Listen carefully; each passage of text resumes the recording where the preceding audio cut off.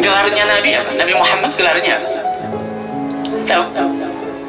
Coba anak-anak. Gelarnya Rasulullah apa? Gelarnya Nabi Ibrahim apa? Gelarnya Nabi Ibrahim Khalilullah. Rasulullah Habibullah, kekasih Allah.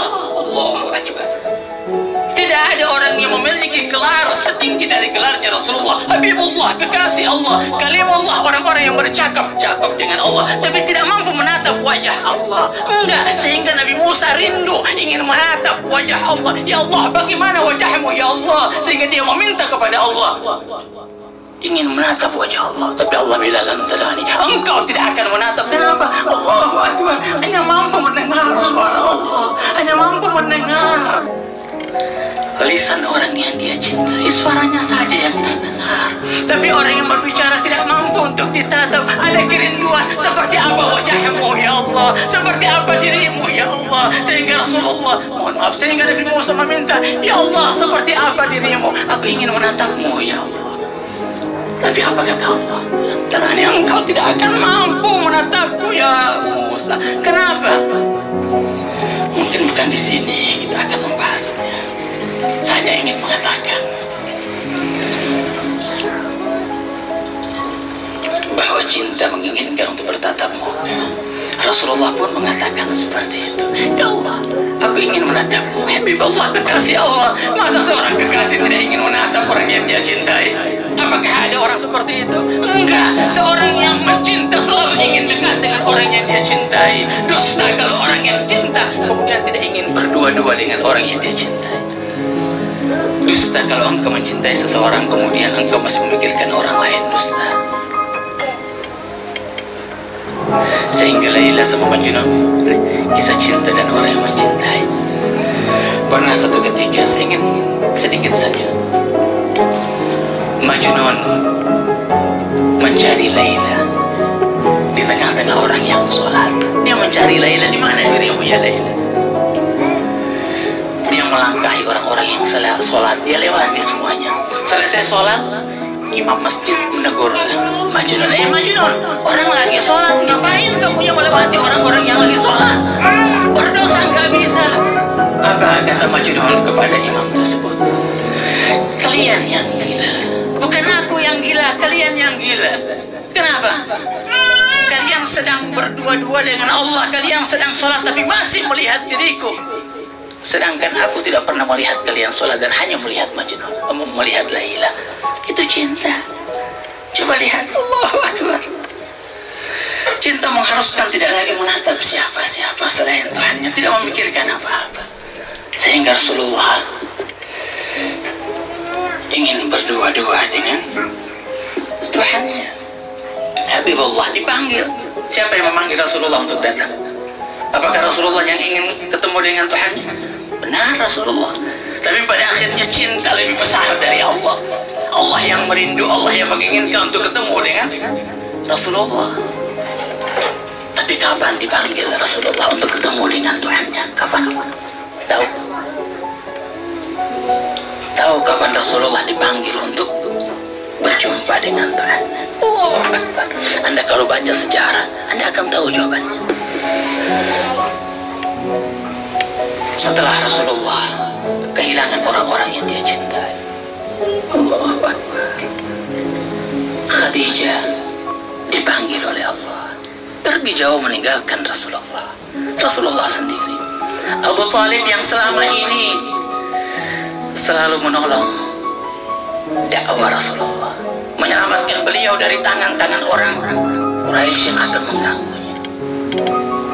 Rasulullah merasa aman dengan adanya Abu Thalib yang melindungi dia. Dia merasa aman, merasa kuat. Ada Khadijah yang senantiasa mengayomi beliau. Diambil satu persatu oleh Allah, diambil.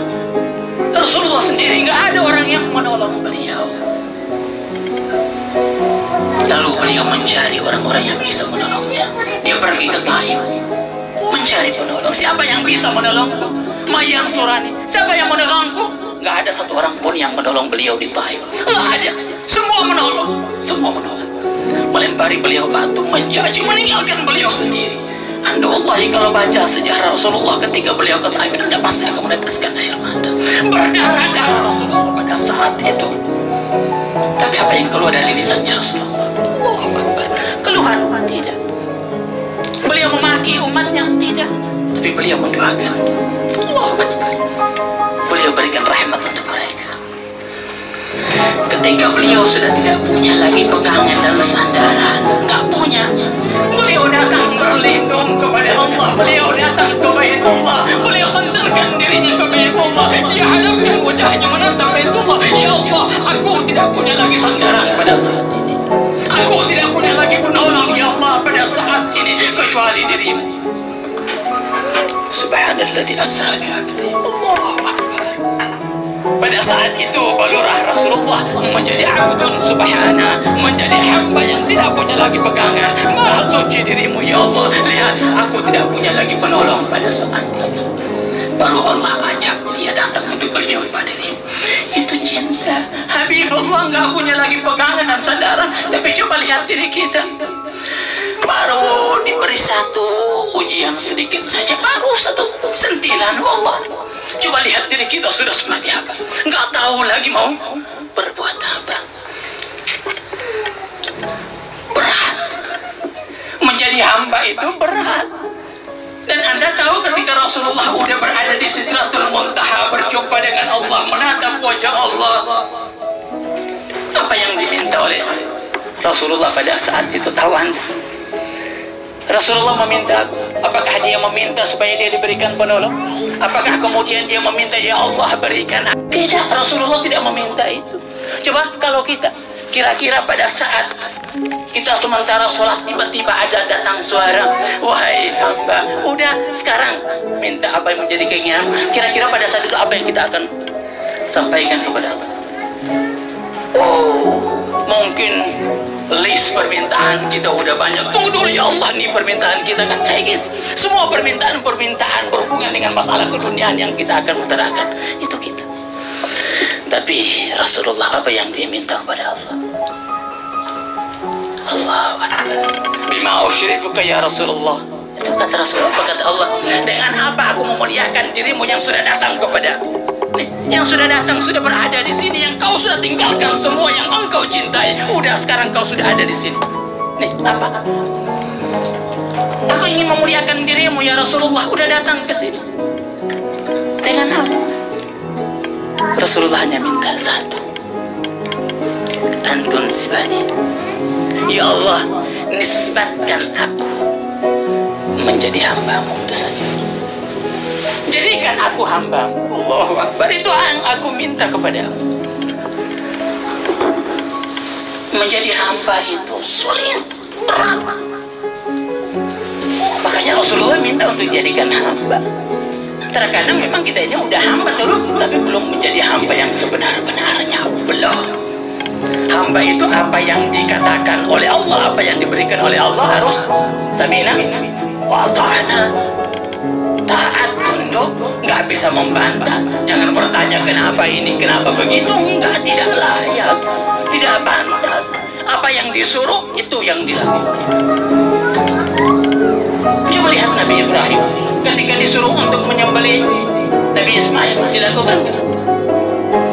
Dilakukan. Bertanya enggak dia kepada Allah, kenapa kau mau menyuruh aku untuk menyembelih Ismail?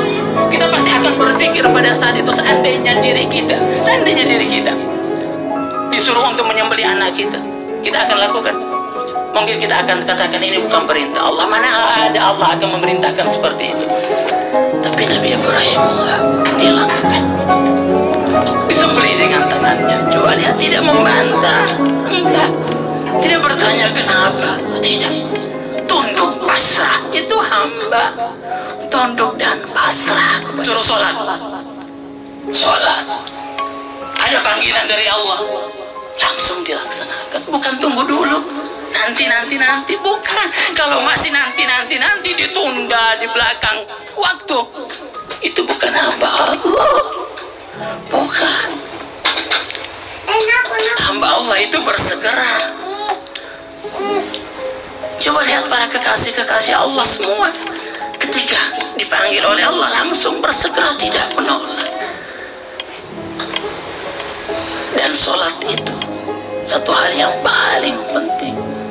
Sebab sholat itu tidak lain adalah tempat kita untuk bercakap-cakap, ketemu dengan Allah. Jadi kalau mau ketemu dengan Allah, apa yang harus kita lakukan?